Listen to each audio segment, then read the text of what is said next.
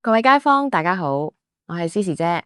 有冇試過喺職場度，明明你跑數勁過隔籬個男同事幾條街，但係升職加薪嗰陣，老細永遠拍住個男人膊頭話：哎呀，佢要養家嘛，你女仔人哋唔使咁搏啦。呢種嘅冤屈呢，我相信好多姊妹都受過啦，甚至係硬食咗唔少。但係今日詩詩姐咧要同大家講一個女人啊，佢唔單止將呢啲職場潛規則踩喺腳下，仲直接一腳踢開自己個親細佬，坐正做咗香港老四大家族之一嘅第四代掌門人。你估佢年薪係幾多？2610萬港紙。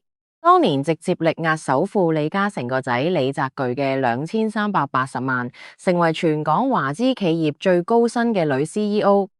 條數計得清清楚楚，1蚊都冇得呃。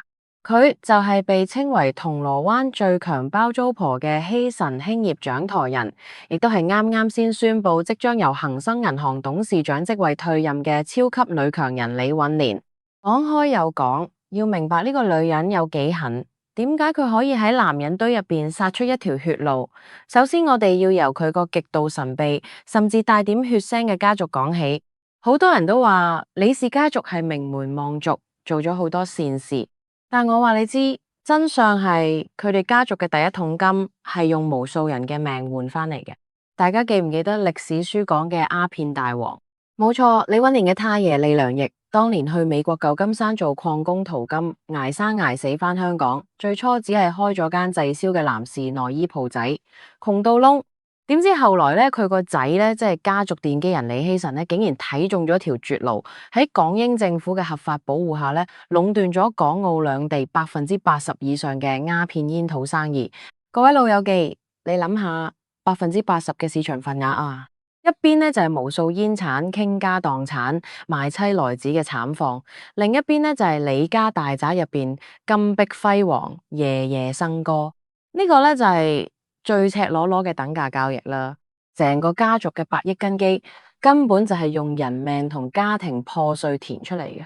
法律係冚得起把口，話佢哋當年係合法生意，但係冚唔住個天。今日咧，佢哋家族咁樣搏命做善事洗白咧，本質上咧就係一種還債。不過咧，最恐怖嘅係天道好滑，世界真係一個大賭場，你贏咗錢，分分鐘要留低條命。1928年4月30號，正值壯年呼風喚雨嘅李希慎喺中環街頭俾人連開3槍，佢當場爆頭慘死。兇手係邊個？連條毛都揾唔到，成為香港史上其中一宗最大嘅百年懸案。呢單案呢，直接改寫咗家族命運。李希慎個大仔李敏澤接手之後，嚇到嗱嗱聲將鴉片生意收檔，立下咗一個鐵血家規：銅鑼灣地皮只租不賣。各位街坊，你知唔知呢4個字值幾多錢？即係話成個銅鑼灣一半嘅黃金商鋪都係佢哋嘅。依家每年淨係收租搵袋超過20億，20億啊！普通人打工打到下世都未見得晒啲零嘅，佢哋淨係坐喺度收租就夠喎。講到呢度，詩詩姐真係要停一停。各位老友記，做我哋呢行專揭豪門遮羞布，將呢啲幾十年前嘅血腥發跡史挖出嚟，其實頂住好大壓力噶，分分鐘得罪人多，稱呼人少。你哋睇得爽，但係我喺背後搜集呢啲法庭文件、歷史舊賬，核對當年嘅數據，真係睇到眼都盲。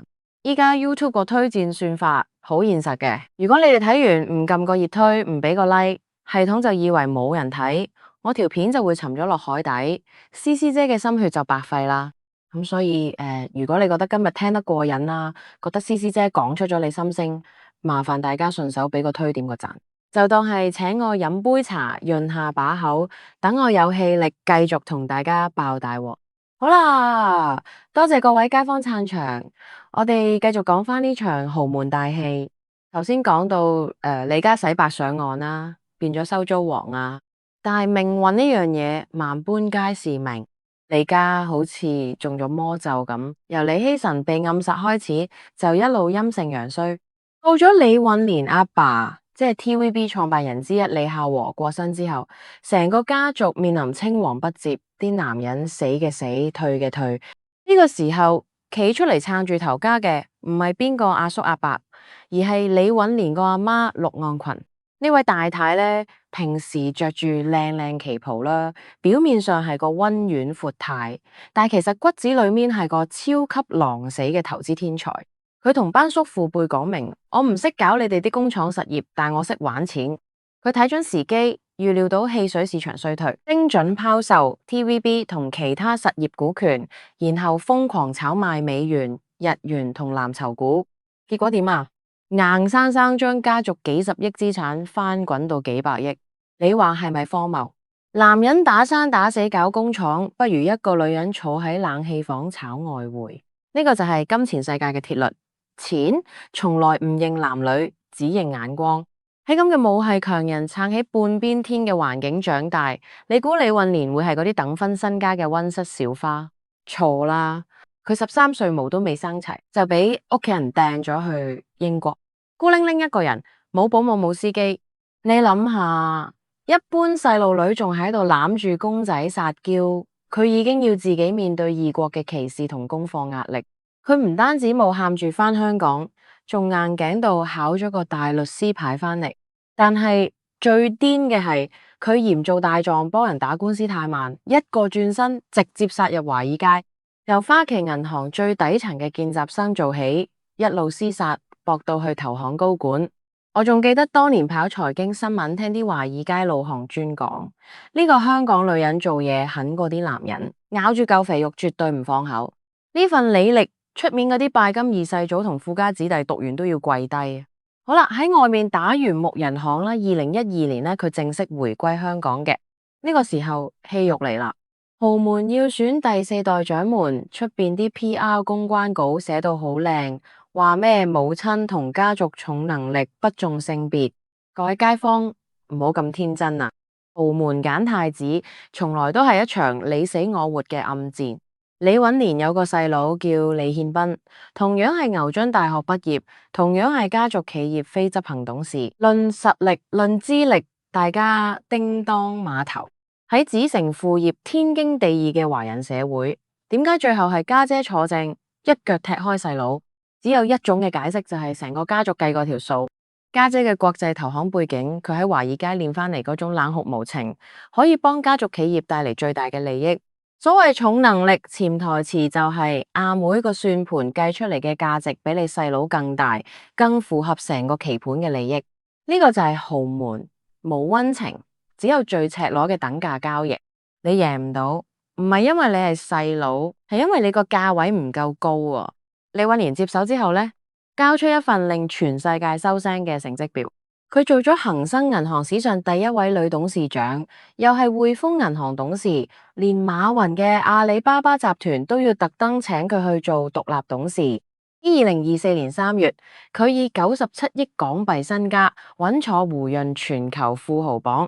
由當年個孤單留學生到一腳踢開細佬坐正，再到今日打橫行金融界嘅大阿姐，佢賭上咗青春同汗水，換翻嚟一個屬於自己嘅商業帝國。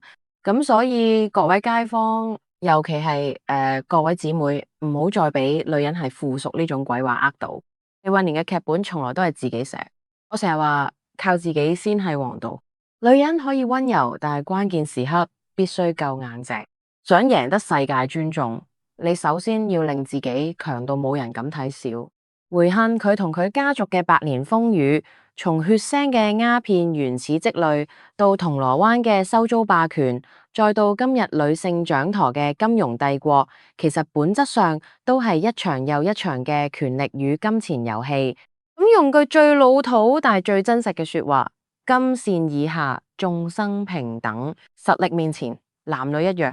斯人一去，時代變遷，但係呢一種我要我得到我承擔嘅女俠精神，永遠都唔會過時。芝芝姐今日講到呢度啊，真相已經攤晒出嚟，大家自己慢慢嘴溝下啦。我哋下期再見。